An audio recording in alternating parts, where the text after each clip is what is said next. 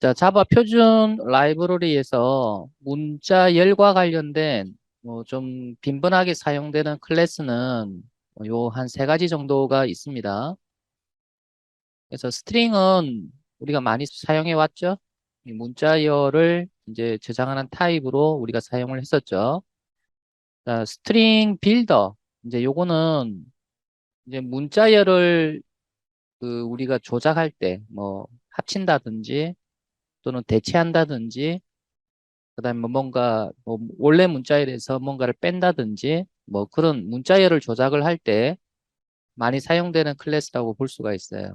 빌더가 들어가니까 여러분이 뭔가를 이렇게 완성해 나가는 뭔가 이렇게 건물을 짓듯이 완성해 나가는 어떤 그런 클래스다라는 그런 뜻이고요. 뭐를 완성해 나가느냐? 최종적인 스트링을 완성해 나가는 그런 클래스다라는 뜻에서 이제 주로 문자열 조작에 많이 사용이 된다. 그럼 뭐 스트링 가지고는 문자열 조작을 할 수 없습니까? 스트링은 여러분이 불변의 값이에요. 한번 문자열이 저장이 되면 그 저장된 것을 내부에서 바꿀 수가 없어요. 근데 이제 스프링 빌더 같은 경우에는 내부의 문자열을 바꿀 수가 있다라는 거고. 자, 그 다음에 스트링 토커나이저는 여러분이 구분자로 이렇게 연결되어 있는 문자열을 잘라내기 할 때, 예. 여러분이 우리 스트링의 왜 스플릿이라고 하는 메소드 우리 배웠죠, 그죠? 스플릿도 여러분이 구분자로 문자열을 잘라내기 할 때 썼잖아요, 그죠? 그와 비슷한 이제 기능을 제공을 합니다. 자, 그러면 우리가 이때까지 스트링 클래스를 사용해 왔는데, 뭐, 그럼 여기서도 뭐를 더, 하고자 하냐면, 여러분이 이제 스트링 이 타입으로 우리가 문자열을 만들 때, 리터럴 방식이 아니라, 우리가 이제 바이트 배열이나 또는 바이트 배열 안에 어떤 인코딩 정보를 이용을 해서 다시 문자열을 복원을 한다든지, 이제 반대로 문자열을 바이트 배열로 만든다든지, 그래서 특정 인코딩을 적용해서 이제 바이트 배열로 만든다든지, 이런 것들을 한번 해보자라는 거예요. 실제로 그러면 이런 경우가 있나?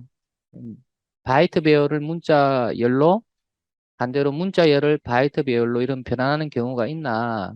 있습니다. 언제냐면은 이제 여러분 네트워크 통신할 때, 여러분 네트워크 통신은 결국 바이트 데이터가 흘러갔다가 이제 또 들어오고 막 하거든요. 문자열도 결국 바이트 배열로 여러분이 만들어져서 이제 전송이 되고 또 들어오는 것도 바이트 배열로 들어와서 다시 문자열로 복원해서 써야 되는 이제 그런 경우가 있다라는 이야기죠. 그래서 지금 이제 여러분이 스트링을 우리가 객체를 생성하는 방법 중에서 즉 이렇게 new 해서 객체를 생성하는 방법 중에서 이와 같이 바이트 배열로 여러분이 매개값을 받아서 그래서 이 바이트 배열을 문자열로 변환을 하는 이런 형태의 코드가 이제 종종 나온다라는 거예요. 그래서 이거 알아두어야 된다는 이야기죠. 지금 이 생성자하고 이 생성자는 도큐멘트에서 우리가 확인을 한번 해보죠. 자, 우리 여기에 자, 스트링이라고 자, 이렇게 검색을 해서 자바 랭 스트링을 클릭을 하게 되면 자, 여기 생성자를 클릭을 해보세요. 그럼 매개값으로 바이트 배열을 받는 생성자가 지금 여기 보니까 자, 이거 하고 그 다음에 뭐 이것도 다 바이트 배열로 받게 돼 있죠. 그래서 지금 이거 하고 지금 요거에 관심이 있다. 저는. 그래서 하나는 그냥 바이트 배열만 받는 거고 요거는 바이트 배열과 함께 문자 셋. 그래서 뭐 우리 문자 셋이라 그러면은 UTF-8, 뭐 EUC-KR 뭐 이런 거. 그래서 이제 그런 이름을 이제 이렇게 넣는다. 자, 그 다음에 이제 요거는 교재에 없지만 사실 요거하고 요 두 개는 같습니다. 요거는 이제 문자 열로 문자 셋 이름을 준다는 거고요. 요거는 차셋이 제공해주는 문자 쓰겠다는 이야기인데, 그래서 이 두 개는 뭐 뭘 어떤 걸 쓰더라도 뭐 효과는 똑같아요. 그래서 교재는 지금 이걸 가지고 설명을 하고 있죠.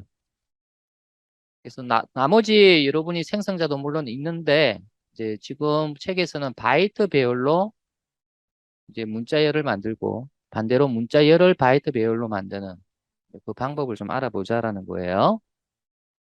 자, 요거죠. 이 생성자와 지금 이 생성자를 이야기하는 거죠. 자, 밑에 예제를 보면서 제가 설명을 좀 할게요.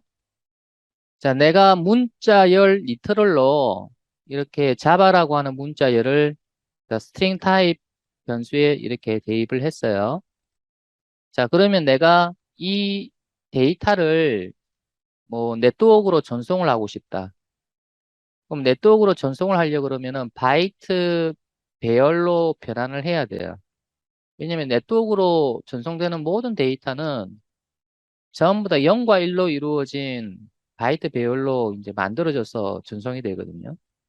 그러면 이제 이거를 바이트 배열로 만드는 방법이 이제 스트링이 가지고 있는 메소드 중에서 이제 get bytes라고 하는 메소드가 있어요. 그래서 말 그대로 바이트 배열을 얻으라라는 그런 뜻 아닙니까?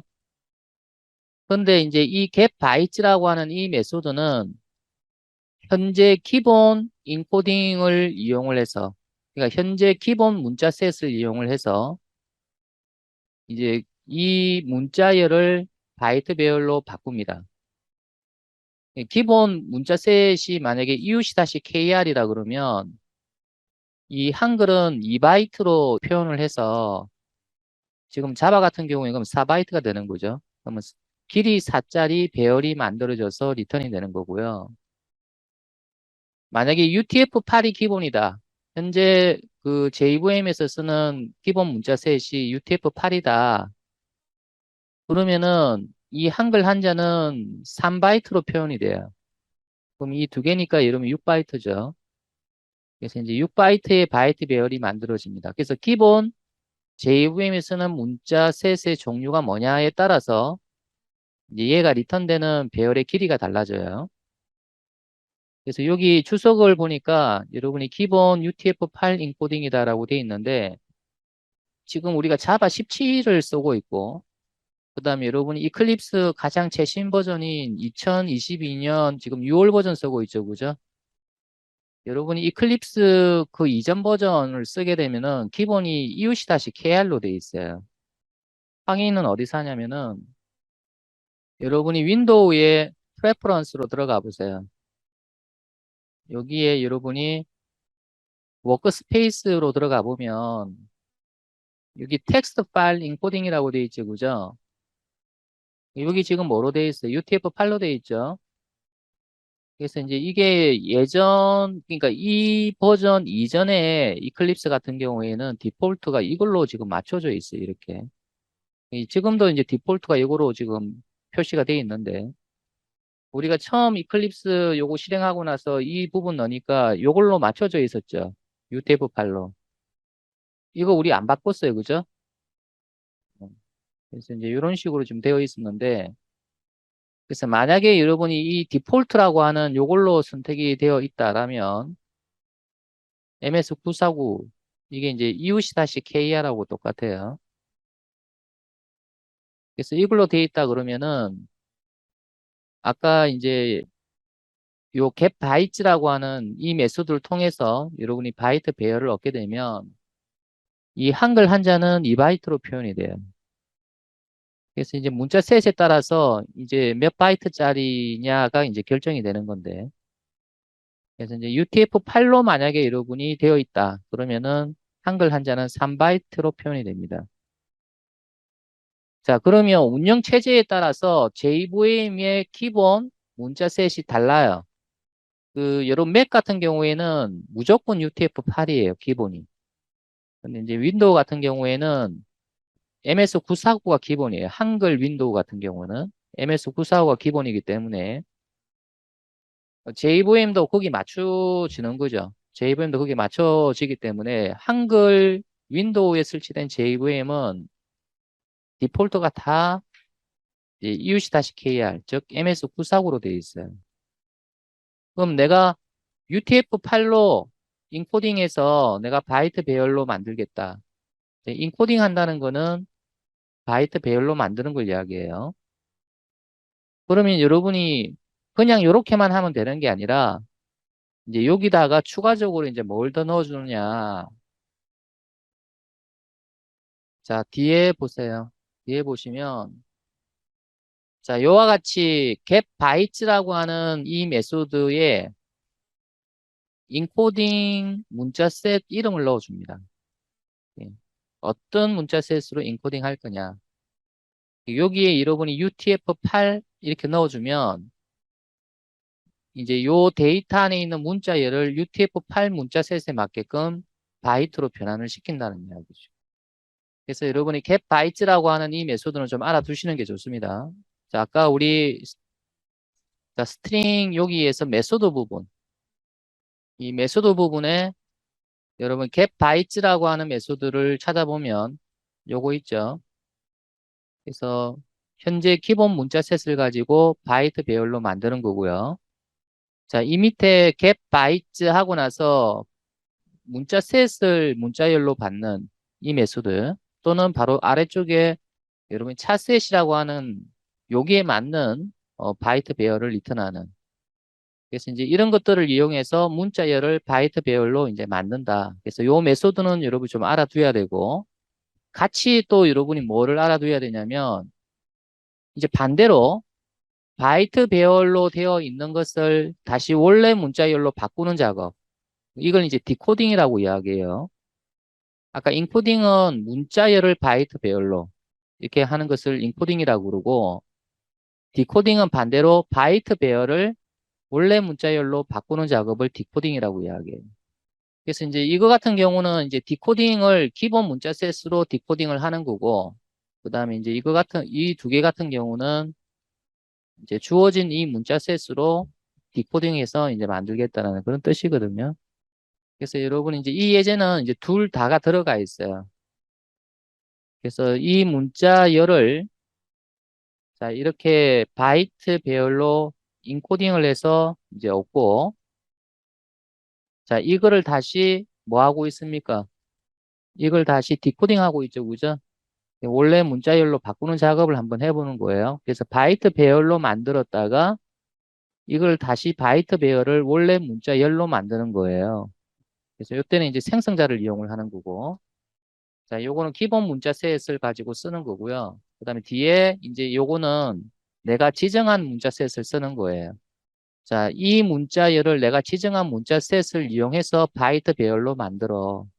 그럼 이렇게 만들어진 바이트 배열을 다시 문자열로 만들기 위해서는 이와 같은 생성자를 이용을 해야 된다. 이때 주의할 점은 인코딩 할 때 사용한 문자셋과 똑같은 문자셋으로 여러분이 디코딩을 해야 된다는 거예요. 여러분이 자바라고 하는 이 하나의 한글을 바이트 배열로 만들면 이건 2바이트, 요것도 2바이트, 이렇게 이제 여러분이 바이트로 얻을 수가 있거든요.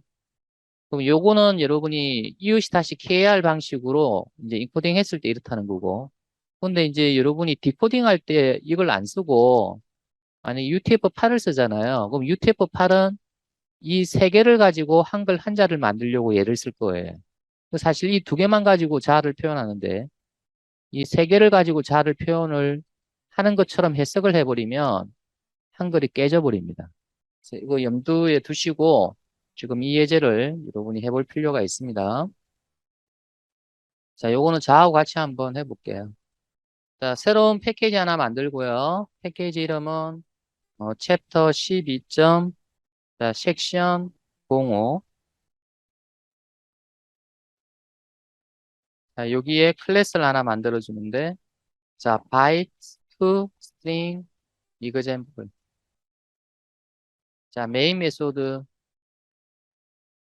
자, 그러면은 이제 여기에다가 숫자열 타입의 변수를 하나 선언하고요.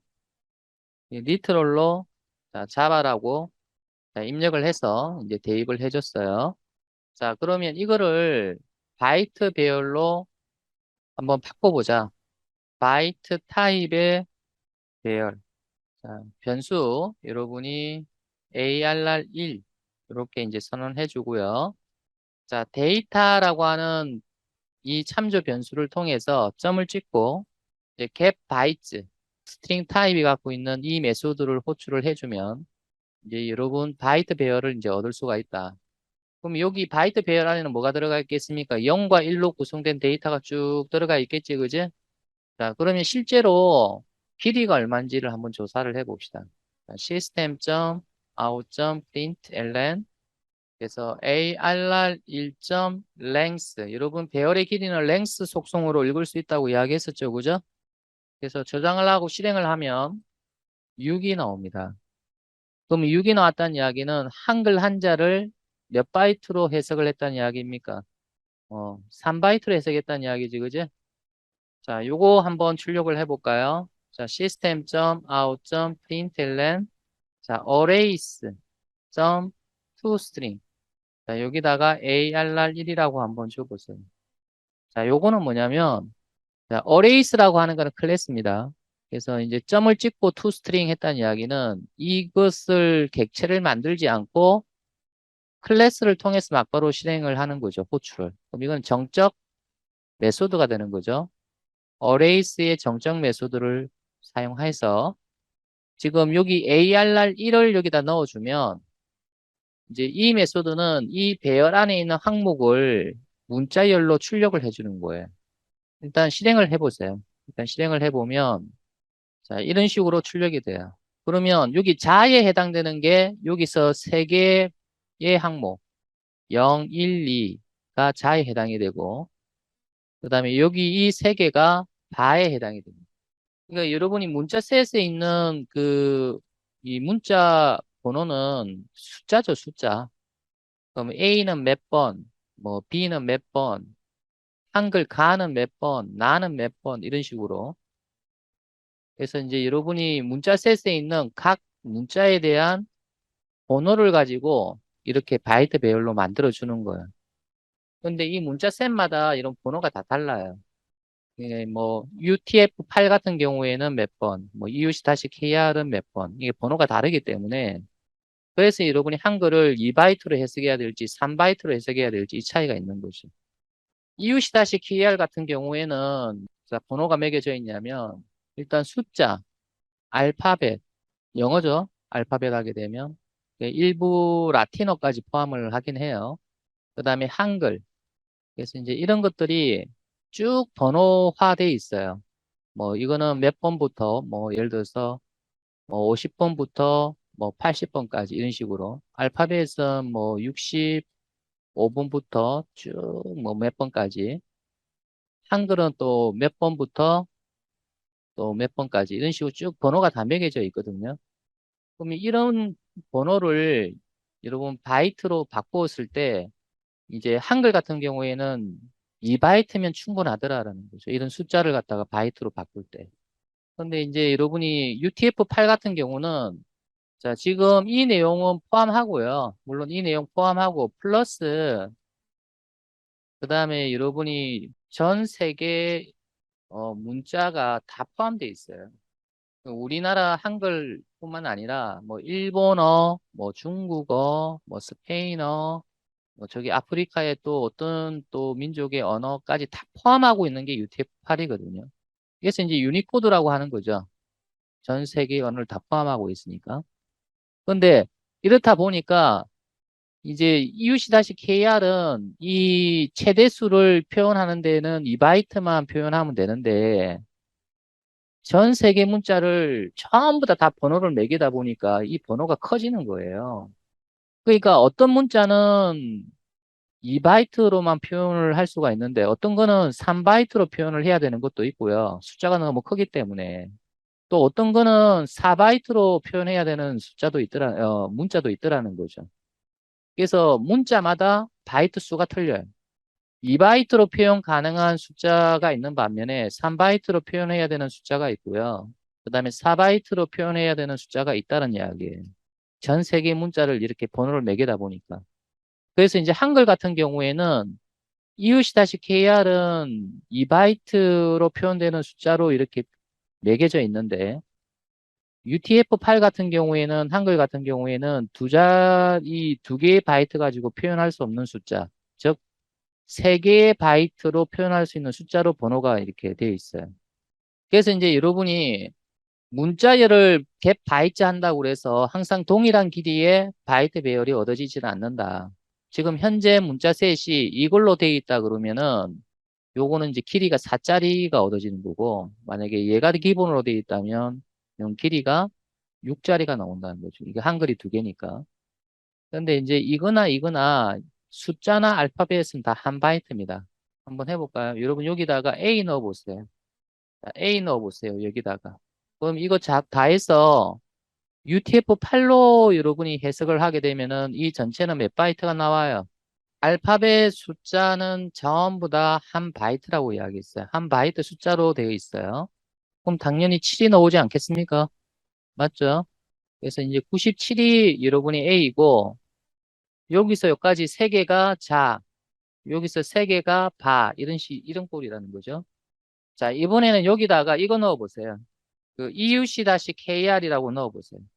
자, 내가 문자 셋을 지정을 했어요. 그러면 지금 현재 이 문자열을 바이트로 바꾸는데 EUC-KR에 맞게끔, 즉, 이 각각의 문자에 해당되는 번호를 EUC-KR에 있는 번호를 써가지고 바이트로 만들어라. 자, 그러면 여러분이 여기에 보면 여러분 예외 처리해라고 나오지, 그지? 그럼 이거는 try catch가 필요한 여러분이 예외 처리 구문이 필요한 메소드예요. 어떤 예외가 발생한다고 되어 있습니까?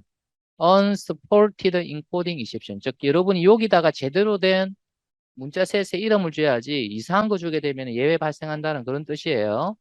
그래서 예외 처리를 하기 위해서 우리가 이렇게 넣어 줍시다. 자, 여러분 이제 여기에서 그 요 안쪽에서 여러분이 자, 이거를 그러지 말고 이걸 카피하세요. 이걸 카피해서 자, 요 안쪽에다가 넣어 주세요.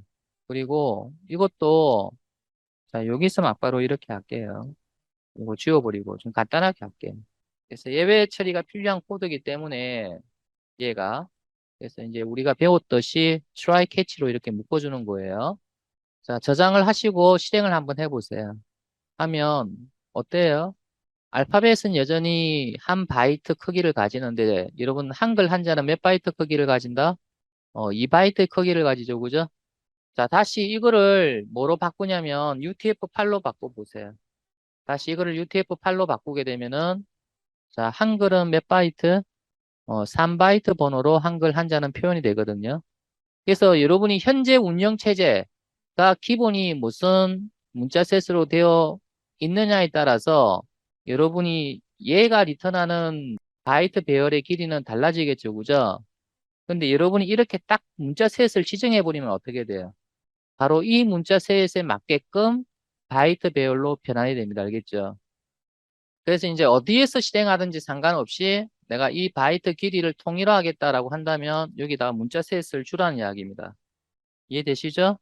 자, 이렇게 여러분이 특정 문자 셋으로 해서 만들어진 이 배열을 가지고 다시 원래의 문자열로 돌려봅시다. 여러분이 문자열을 이렇게 바이트 배열로 만드는 것을 뭐라고 그래? 인코딩이라고 이야기했죠? 그래서 용어로는 이런 식으로 인코딩이라고 그러고 자, 반대로 바이트 배열을 가지고 다시 원래 문자열로 바꾸는 걸 뭐라고 그런다? 디코딩이라고 이야기했어요. 디코딩. 바이트 배열을 뭐로 바꾸는? 스트링으로 바꾸는. 이거는 뭡니까? 스트링을 뭐로 바꾸는? 바이트 배열로 바꾸는. 그래서 요거를 인코딩, 요걸 이제 디코딩이라고 이야기를 하는데 그러면 이미 우리가 여기 바이트 배열을 얻어놓고 있으니까 이걸 가지고 원래 문자열로 바꿔보자. 자, 스트링. 자, 여기는 데이터니까 우리가 다른 변수를 줘야 될 것 같습니다. 데이터 2라고 줄게요. 자, new string 생성자를 이용을 합니다. 그래서 갈로 열고 자, 지금 바이트 배열이 여기 있죠. 그럼 이거를 여기다가 넣어주는 거죠. 근데 이제 이렇게 했을 때 정상적으로 문자열이 잘 얻어질 수도 있고, 그 다음에 깨질 수가 있습니다. 일단은 여러분이 이걸 출력을 한번 해볼게요. 자, 저장을 하고 여러분 실행을 해보면 어때요? 이게 잘 복원이 됩니까?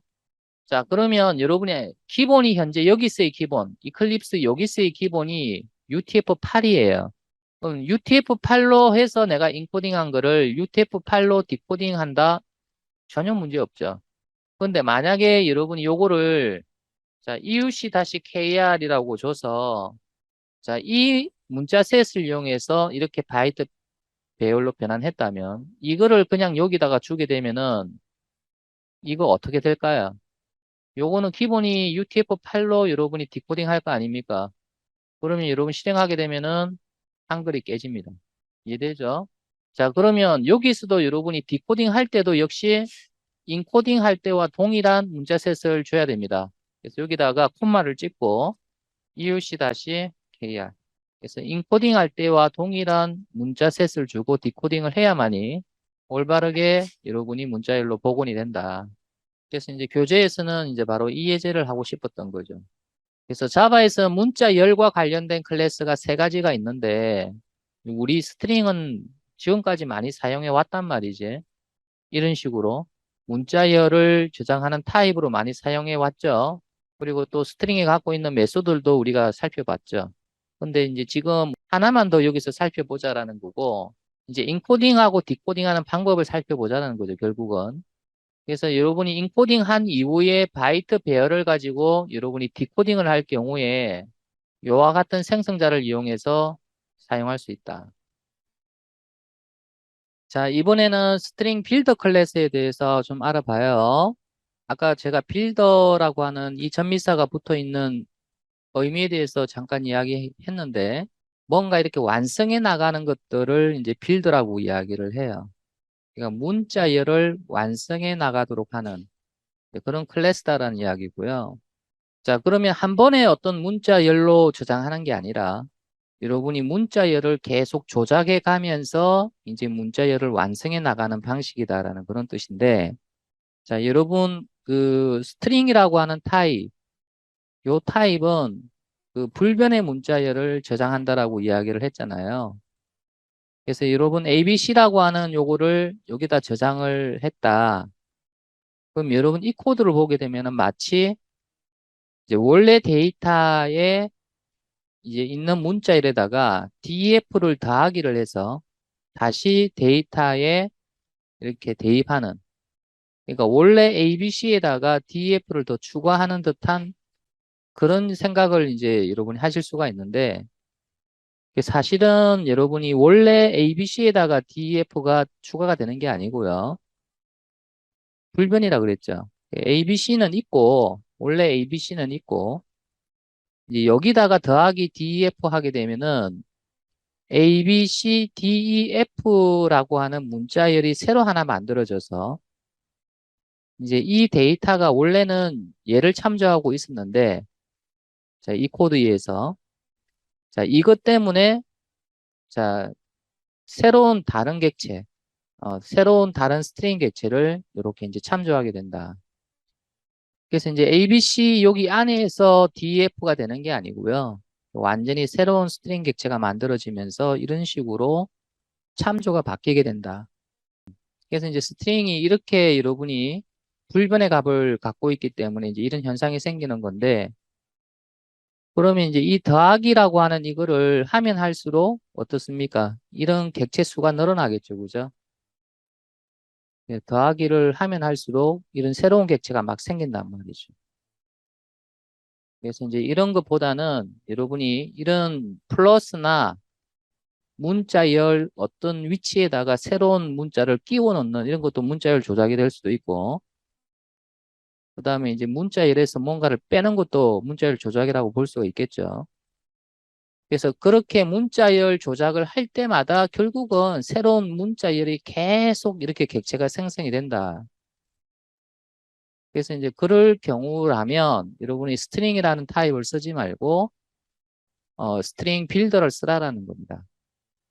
그래서 스트링 빌더는 이제 객체 내부에 문자열을 저장해 두는 버퍼가 별도로 있고, 그 다음에 스프링 빌더가 제공해 주는 여러 가지 메소드를 이용을 해서 이제 내부 버퍼에 있는 이제 문자열을 조작을 막 해준다는 거죠. 그러니까 문자열을 조작을 한다고 해서 여러분이 스트링 빌드가 계속 새로 생성되는 건 아니다라는 그 내부 안에 데이터만 바뀐다 이 말이고요.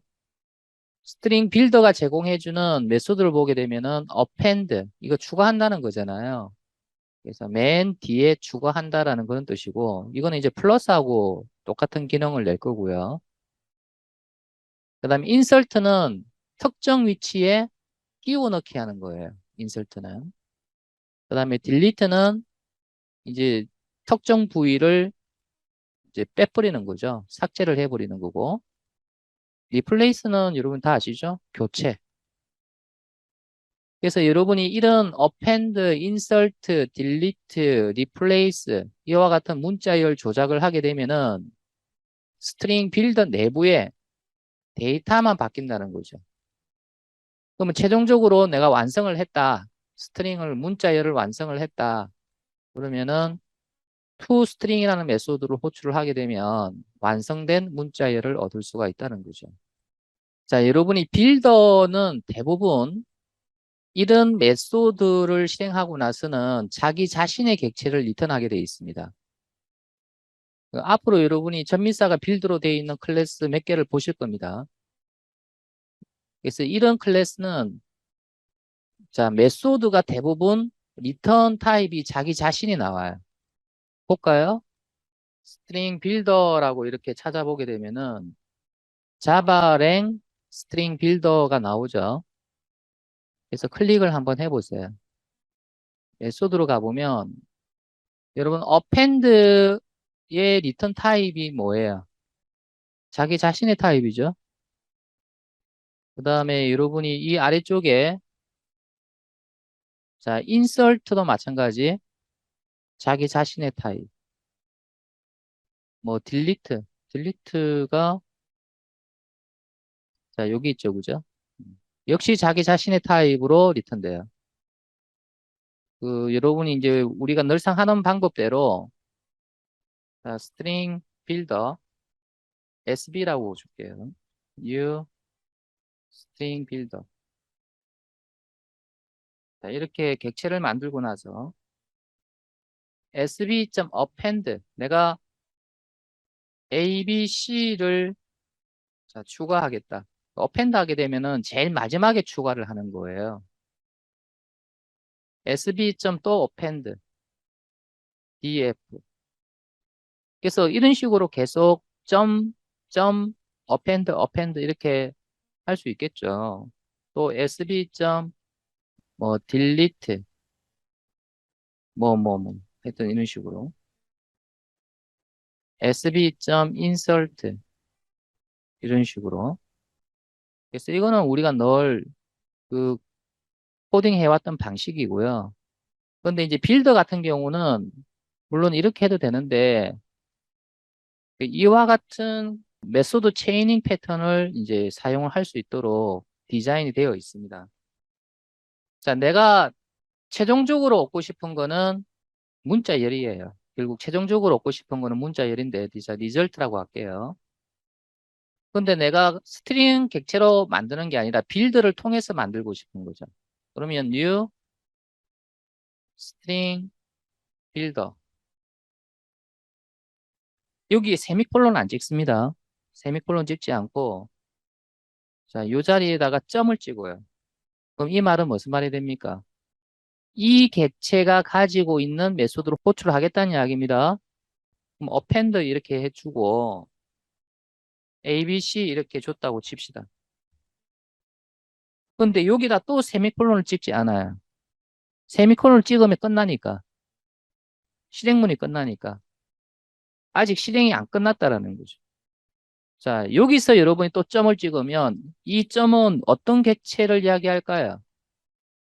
아까 여러분 이런 메소드의 리턴 타입이 자기 자신이라고 그랬죠. 그러면 이거 실행하고 나서 뭐가 리턴돼? 다시 이 객체가 리턴되는 거예요. 똑같은 객체가. 그럼 또 점 찍고 여러분이 append 이렇게 할 수가 있어요. 자, 여기도 세미콜론 안 찍어요. 그럼 여기다 또 점을 찍으면 또 어떤 객체가 돼?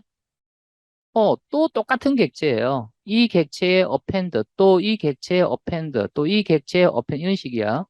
그래서 여기 또 딜리트 하는 거죠. 자, 또 점을 찍고 insert. 그럼 이런 식으로 해서 자, 끝에 추가, 뭐 중간에 삭제, 뭐 중간에 삽입 이제 여기까지 해서 여러분이 문자열이 완성이 됐어. 그러면 최종적으로 내가 얻고자 하는 게 이제 완성이 됐으니까 toString. 자, 여기서 이제 세미콜론 찍습니다. 자, 결국은 이제 여기서부터 시작해서 여기까지가 하나의 실행문이 되는 거죠.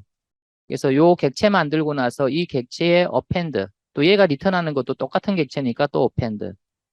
똑같은 객체를 가지고 여러분 이와 같은 식으로 쓴 거라고 생각을 하시면 됩니다. 그래서 이렇게 여러분이 작성한 거를 이런 식으로 여러분이 작성할 수 있다. 자, 여러분 요거는 하나 더 들어가야 될 것 같아요. 이거하고 똑같아지려면 요건 하나 더 들어가야 돼요. 어떻게 들어가야 돼요? sb.toString. 자, 요까지가 들어가줘야 여러분이 이거하고는 똑같아지는 거예요. 이해되십니까? 내가 최종적으로 얻고자 하는 거에 얘인데, 저기 얘죠. 얘인데, 이제 이거 같은 경우에는 string builder라는 변수로 받아서 이것점, 이것점, 이것점, 이것점 이런 식으로 해서 완성이 되면 마지막으로 toString 해서 이렇게 받아서 내가 원하는 문자열을 얻는데 이런 전미사가 빌드로 되어 있는 것들은 대부분 여러분이 이런 메소드는 무엇을 리턴한다? 자기 자신을 리턴하기 때문에 객체를 가지고 점점점점점 이런 식으로 이걸 이제 메소드 체이닝이라고 그래요. 메소드가 서로 연결되어 있다고 그래서 메소드 체이닝이라고 그럽니다. 그래서 이런 패턴을 이용을 해서 여러분 사용할 수 있다. 최종적으로 이제 이 타입은 마지막에 실행되는 이 메소드의 리턴 값이 결국 여기에 저장이 됩니다. 이해됩니까? 자, 그래서 여러분이 이런 식으로 코딩이 되어 있는 이유 알겠습니까? 자, 이거 같은 경우는 def를 추가하고 나서 insert는 0 인덱스에 ABC를 넣어라 이래 돼 있잖아요. 그죠? 그럼 요거 한번 봅시다. 원래는 DEF가 이제 저장이 되어 있는데 여러분 인덱스를 따지자면 이게 0 인덱스, 1 인덱스, 2 인덱스 아닙니까? 그러면 0 인덱스에 ABC를 인설트해라 했지, 그지? 그러면 요 0 인덱스에 뭐가 들어온다? 이건 뒤로 밀려버리고 ABC가 이렇게 들어간다라는 거고요. 그럼 이렇게 된다는 거고요. 자, 딜리트 3, 4. 그럼 이제 여기 인덱스는 0, 1, 2, 3, 4, 5 이렇게 될 거 아닙니까? 맞죠? 그러면 딜리트 3, 4 같으면은 뭐예요? 뭐 이거 이야기하는 거 맞죠? 그죠? 이거를 여러분 삭제한다는 이야기고요. 결국은 이제 최종적으로 이제 내가 이거에다가 ABC를 더 삽입을 하고 요거를 삭제한 최종적인 문자열이 이거다라는 그런 뜻이거든요. 3에서 4 이전까지 이렇게 생각하시면 되겠네요. 3에서 4 이전. 이게 4는 포함이 안 되고 3에서 4. 저 여기 보세요. 우리 딜리트 같은 경우는 시작 위치, 끝 위치 이렇게 돼 있죠. 그죠? 시작 위치에서 끝 위치까지 다 지우는 게 아니라 끝 위치 앞까지만 지우는. 자, 이번에는 스트링 토커나이즈 클래스에 대해서 알아보죠. 자, 우리가 문자열이 이제 구분자, 딜리미터로 연결되어 있을 경우에 그래서 구분자를 기준으로 문자열을 분리할 수 있죠. 그래서 우리가 지금까지 사용했던 거는 스플릿이라는 메소드 사용했습니까?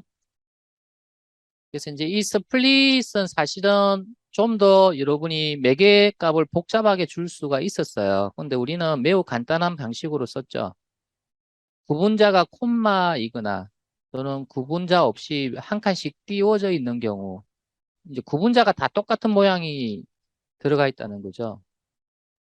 자, 그럴 경우에는 여러분이 스플릿이나 스프링 토커나이즈 둘 다 아무거나 써도 상관은 없어요. 예, 스프링 토커나이즈도 결국은 구분자가 똑같은 게 들어가 있을 때 일대 구분할 수 있는 그런 기능을 제공해 주거든요. 근데 사실은 스플릿은 그거보다 좀 더 복잡한 것도 분리해낼 수가 있죠. 왜냐면은 이 스플릿이라고 하는 이 메소드의 매개값은 단순한 문자 열이 아니라 이제 정규 표현식을 받게끔 돼 있거든요. 한번 찾아볼까요? 자, 여기에 스트링이라고 한번 입력을 하셔서 자, 메소드에 인스턴스 메소드 스플릿을 찾아보게 되면은 여기 단순한 문자 열이 아니라 여기 이름이 뭐라 돼 있습니까? 변수 이름이 REGEX라고 돼 있죠, 그죠? Regular Expression이라고 그래서 이제 정규 표현식 여기 설명에 나오는데요.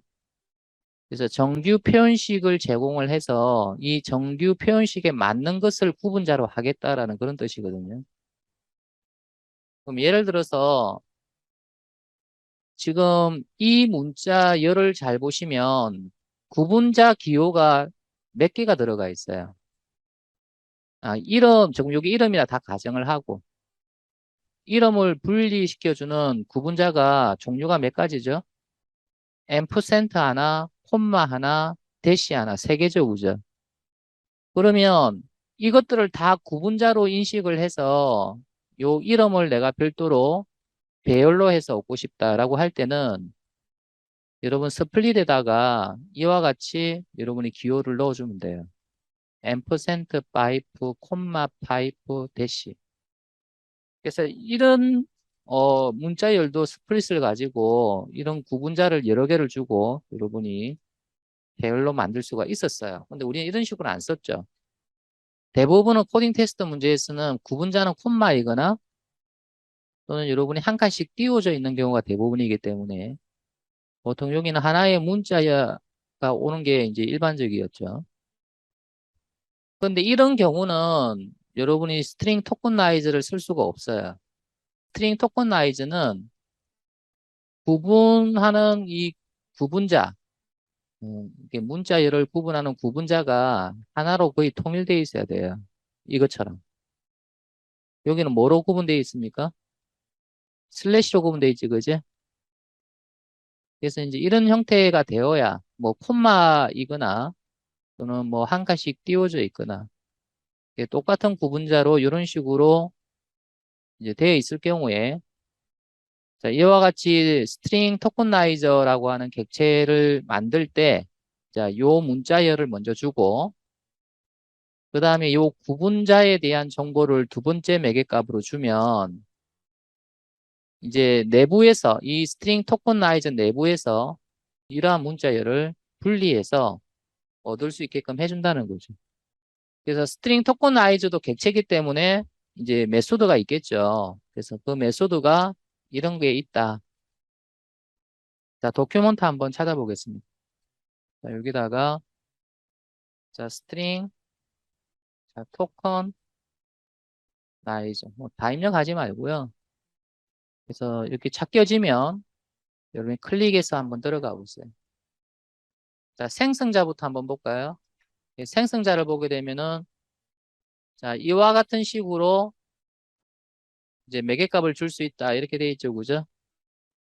그래서 이제 지금 우리가 사용한 건 이거 아닙니까? 원본 문자열에서 자, 딜리미터. 그러니까 구분하는 문자열이 뭐냐? 그래서 우리가 이걸 이제 사용했고 자, 메소드를 보게 되면은 자, 여기 보면은 카운트 토큰 그다음에 넥스트 토큰 그다음에 has more tokens 뭐 이런 것들이 있잖아요. 그죠? 그래서 여기서 이제 토큰이라고 하는 용어가 뭐냐면 이거를 토큰이라고 그래요. 자, 요거 여러분이 구분자로 이렇게 구분되어 있는 실제 데이터 이런 것들이 토큰이라고 그래요. 토큰. 이것도 토큰이죠. 슬래시를 제외한 이렇게 구분되어지는 데이터 이걸 다 토큰이라고 이야기하거든요. 그러면 카운트 토큰스 이제 알겠네요. 카운트 토큰스는 개수 아닙니까? 그러면 만약에 여러분이 이런 식으로 되어 있다 그러면 이 메소드를 호출하게 되면은 값이 뭐가 나와요? 토큰이 몇 개 있습니까? 세 개 있죠, 그죠? 얘는 3이 나와요. has more tokens 이거는 뭘까요? 자, 여러분이 스트링 토큰나이즈는 이제 생성이 되게 되면 이 문자열에서 토큰들을 여러분이 분리를 시켜 놓아요. 자, 그러면 여러분이 진짜 이렇게 분리된 토큰이 있느냐를 조사를 하는 거죠. has more 토큰은. 있으면 true, 없으면 false예요. 내가 그러면 요거 하나를 가지고 와. 분리된 이거 하나를 가지고 와. 이게 뭐냐면 next 토큰이에요. 그러면 이거 가져와서 썼죠? 썼어요. 그러면 남아있는 토큰은 몇 개? 두 개가 남아있죠. 그죠? 그래서 has more 토큰 사게 되면은 역시 true가 나와요. 두 개가 아직 있으니까. 자, 이때 next 토큰 하면은 이제 요걸 또 하나 갖고 와요. 그럼 또 써요. 이제 하나 남았죠? has more 토큰 하게 되면 역시 true가 나와요. 그래서 next 토큰 하게 되면은 이제 얘를 갖고 와서 이제 사용을 합니다. 그러면 더 이상 가져올 토큰이 없죠? has more 토큰스 하게 되면은 뭐가 리턴돼? false가 리턴돼. 그래서 여러분이 has more tokens는 현재 가져올 토큰이 있느냐 할 때 물어보는 메소드고요. 만약에 얘가 true를 리턴할 경우, 즉 가져올 게 있다면 next 토큰 이렇게 해서 가져와 이렇게 할 수가 있죠. 어렵지 않아요. 오히려 여러분이 지금 이 스플릿이 더 작성하기가 이제 힘들 수 있겠죠. 정규 표현식이 오기 때문에. 근데 이제 이 정규 표현식은 나중 뒤에 나와요. 지금 이 12장 뒤에 가면 정규 표현식 나와요. 요거를 작성하는 방법이 나오는 거죠. 자, 이 예제 한번 보세요. 자, 이 예제 같은 경우는 지금 문자열에 보면 구분자로 두 개가 지금 들어가 있어요. 앰퍼센트 하나, 콤마 하나. 이럴 경우에는 토큰나이즈 쓸 수 있다, 없다. 그래서 스플릿을 써서 여러분이 앰퍼센트 파이프 콤마를 넣어가지고 이제 배열로 받아서 여러분이 사용을 해야 된다는 이야기고요. 지금 이거 같은 경우는 스플릿 써도 됩니다. 스플릿 써도 되는데 이제 스트링 토큰나이즈를 써보자라는 거고요. 그래서 구분자가 슬래시다 이렇게 주면 자 얘는 객체이기 때문에 배열이 아니죠. 그래서 while문을 통해서 반복해서 이 토큰나이즈 안에 있는 문자열을 가져오는데 먼저 뭐부터 확인을 하느냐 일단 이 구분자로 구분된 토큰이 있느냐 있다면 next 토큰 하나 가져와 봐. 가져왔죠? 자, 그러면 요거를 사용을 하는 거고 다시 돌아서 다시 가면 자, 그러면 또 가져올 토큰 있어? 또 물어보는 거야. 그럼 추루라면 가져올 게 있죠. 그럼 가져와. 또 이용을 하고 자, 또 물어보는 거죠. 이와 같이 계속 반복해서 가져올 게 있느냐? 그럼 가져와. 그럼 이용하고. 그러면 지금 여기 토큰이 지금 세 개가 있잖아요. 그럼 이 왈문은 몇 번 돈다? 세 번을 돌죠. 이해되나요?